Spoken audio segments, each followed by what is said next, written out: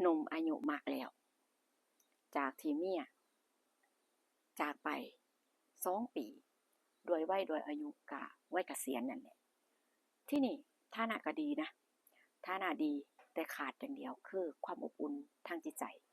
คนดูแลลูกเนี่ยก็เขาก็มีครอบครัวต่างคนต่างอยู่แต่ตัวเองเนี่ยกลับไปอยู่คนเดียวเพราะเมียจากไปแล้วเวลา2 ปีมันความเหงาเนาะความเหงาก็อยากจะมีไผสักคนหนึ่งช่วยคิด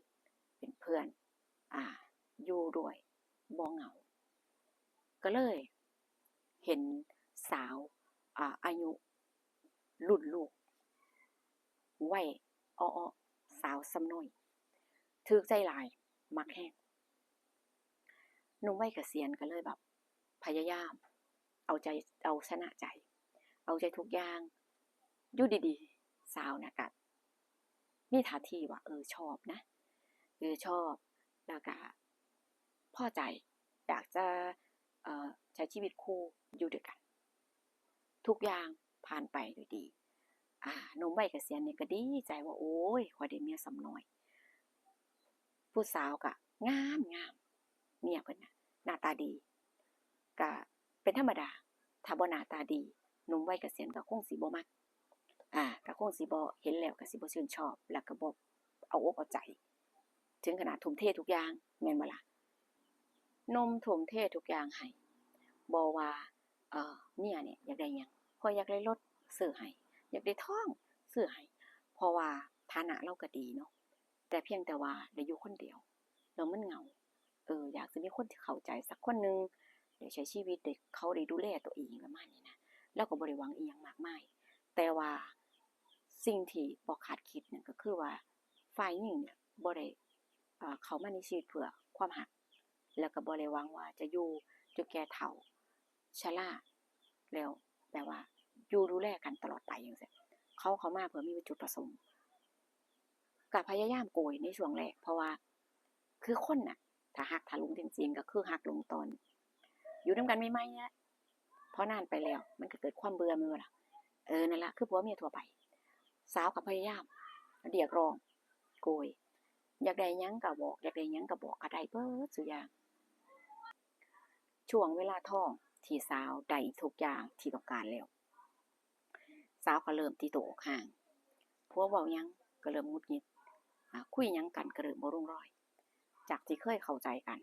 ทุกอย่างก็เริ่มมีปัญหาเห็นได้ชัดเจนได้ไปหลายแล้วทุ่มเทให้เกือบเบิดตัวแล้วที่นี่ก็เห็นว่าเมียนี่ชอบออกจากบ้านไปเที่ยวบ้างไปหาเพื่อนบ้างโน่นนี่นั่นเหตุผลหลายๆอย่าง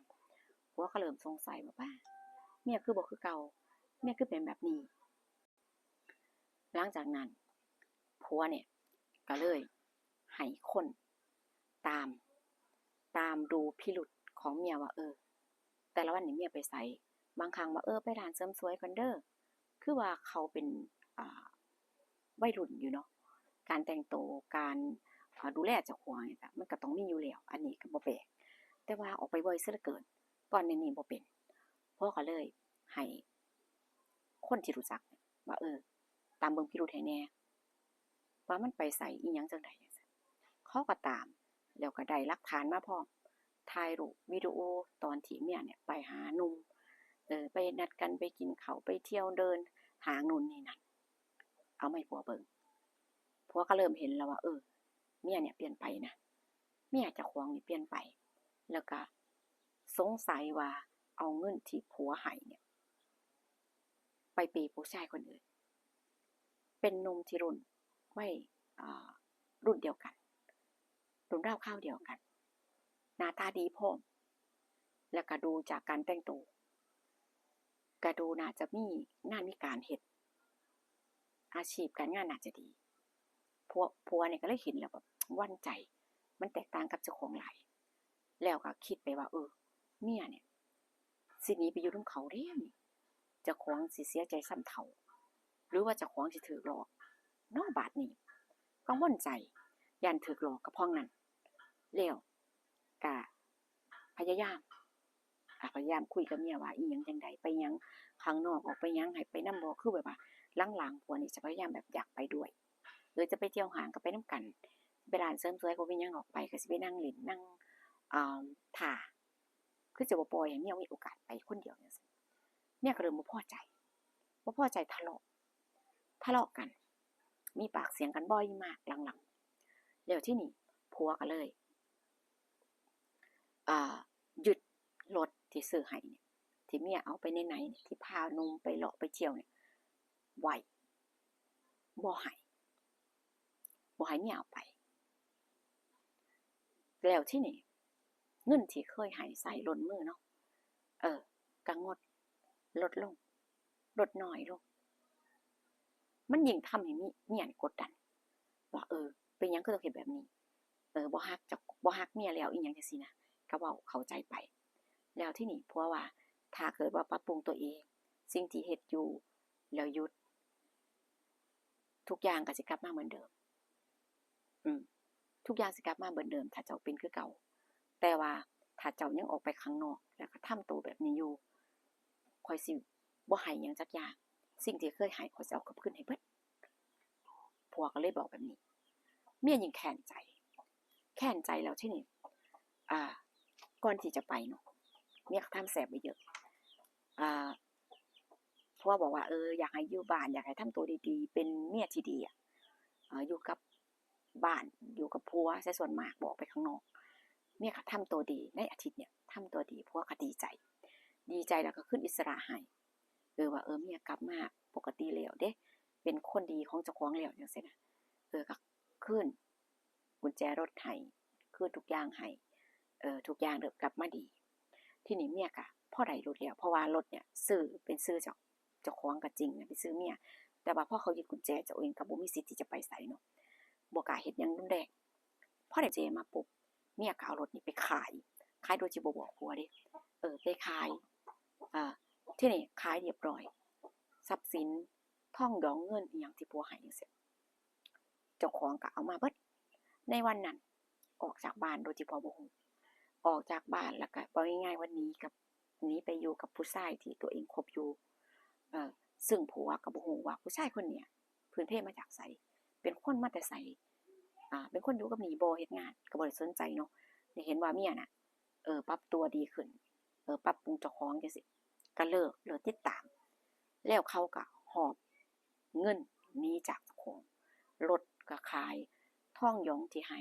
ก็ได้ไปเบิดเป็นน้อยๆถือว่าไปตั้งโตได้เลยทีเดียวที่เมียกอบโกยเอาจากผัวเนาะเข้าหนีไปนำกันหนีไปด้วยกันแล้วทีนี้ล่อเมียออกไปแต่เช้าว่าสิไปซื้อแนวกินแต่ว่าบ่มาจักเทื่อแต่เช้าจนค่ำบ่เห็นยามมื้อเช้าก็เงียบทีนี้ก็ผัวก็เริ่มใจบ่ดีแหละออกตามหาถามจากคนนั้นญาติพี่น้องถามว่าเมียข้อยมาหาบ่นู่นนี่นั่นบ่มีไผเห็นตกใจทิ่มตกใจบ่ฮู้ว่าเมียไปไสก็คือใจหนึ่งเนาะก็รู้แล้วว่ามันอาจจะเป็นแผนลวงของเมียบ่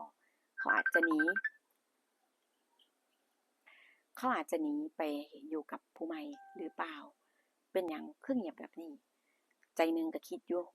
แต่ว่าก็ยังบ่ทันได้แน่ใจจังซี่พอไปถามหาไผก็บ่เห็นแล้วจังซี่เนาะคือเมียเนี่ย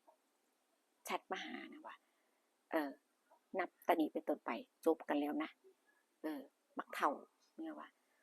สิบ่ยอมกลับไปอยู่กับคนที่ไร้ศักยภาพแล้วก็สิบ่ไปอยู่กับบักเฒ่าอีกแล้วข้อยออกมามีความสุขอยู่กับคนใหม่แล้วเมียส่งข้อความมาหาแบบนี้นะพออ่านแล้วก็ตกใจมือสั่นโทรศัพท์จนหลุดจากมือพุ่นล่ะด้วยความเสียใจชัดเจนแล้วว่าเมียเนี่ยทิ่มตัวเองโกยหอบเงินนี้ไปอยู่กับผู้ชายคนใหม่แล้วก็บ่รู้ว่าเขาไปไสพ่อแม่ฝั่งฝ่ายหญิงนี่ก็บ่ฮู้เพราะว่าตั้งแต่มาอยู่กับผัวนี่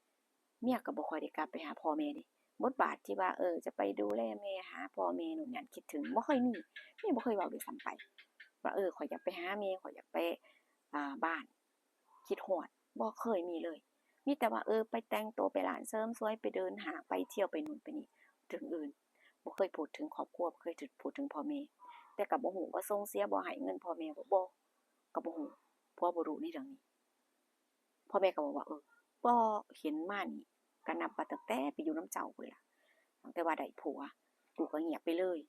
ก็บ่ได้สนใจว่าอยู่กันแล้วมีความสุขก็เห็นว่าก่อนหน้านี้มีความสุขกันดีข้อยก็บ่ได้สนใจพ่อแม่ก็บอกมาแบบนี้